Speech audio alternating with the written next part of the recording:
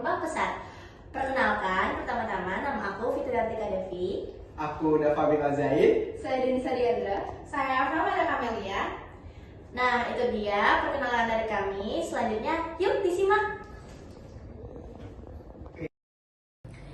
Nah, yang pertama ada budaya organisasi. Apa sih budaya organisasi itu? Budaya organisasi adalah suatu sistem nilai, norma, serta kepercayaan yang dianut oleh anggota organisasi dalam berinteraksi satu sama lain dan menjalankan tugas mereka. Budaya ini membentuk cara anggota organisasi berkomunikasi, menyelesaikan masalah, dan bekerja sama. Elemen-elemen budaya organisasi yang signifikan mencakup nilai inti atau yang biasa disebut core values, norma sosial atau biasa disebut social norms, simbol-simbol dan ritual, serta narasi yang berkembang dalam organisasi. Next, ada yang kedua, ada dinamika budaya organisasi yang berkembang pesat. Budaya organisasi bersifat dinamis, tapi tidak tetap. Ia berkembang mengikuti perubahan jumlah anggota, struktur, dan visi perusahaan. Perusahaan yang tumbuh pesat menghadapi tantangan dalam menjaga konsistensi budaya awal.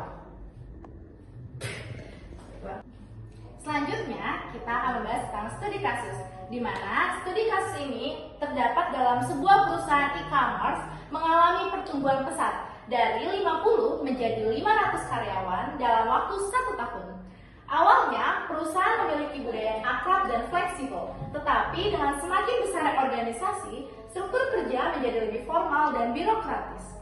CEO Burina ingin menjaga budaya perusahaan tetap seperti dulu, tetapi tetap mempertahankan efisiensi.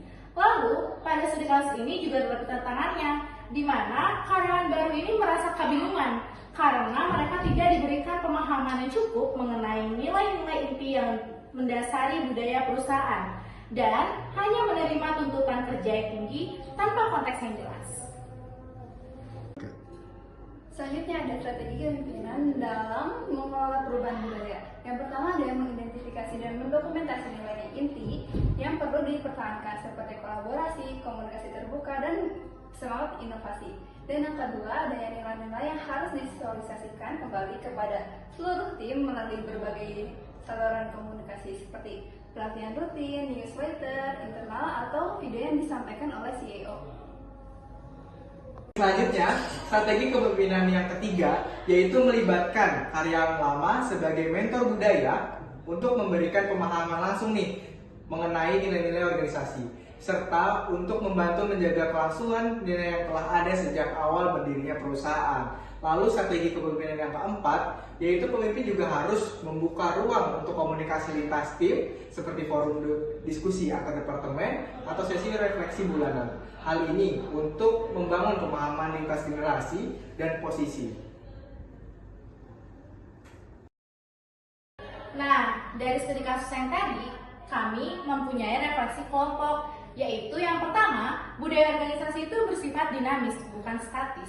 Jadi maksudnya adalah budaya organisasi perlu dikelola secara aktif karena terus berubah seiring pertumbuhan dan perkembangan perusahaan.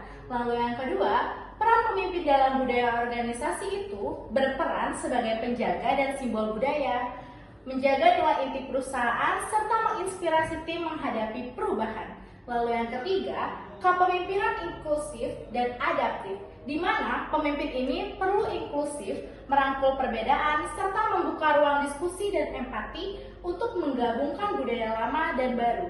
Lalu yang keempat yaitu mengelola resistensi perubahan, di mana dialog terbuka itu dapat membantu mengurangi resistensi perubahan. Pemimpin harus meyakinkan bahwa perubahan memperbaharui, bukan menghapus budaya yang lama. Lalu yang terakhir atau yang kelima yaitu meningkatkan rasa memiliki karyawan, di mana keterlibatan dalam pembentukan budaya organisasi menumbuhkan rasa memiliki dan meningkatkan efektivitas tim.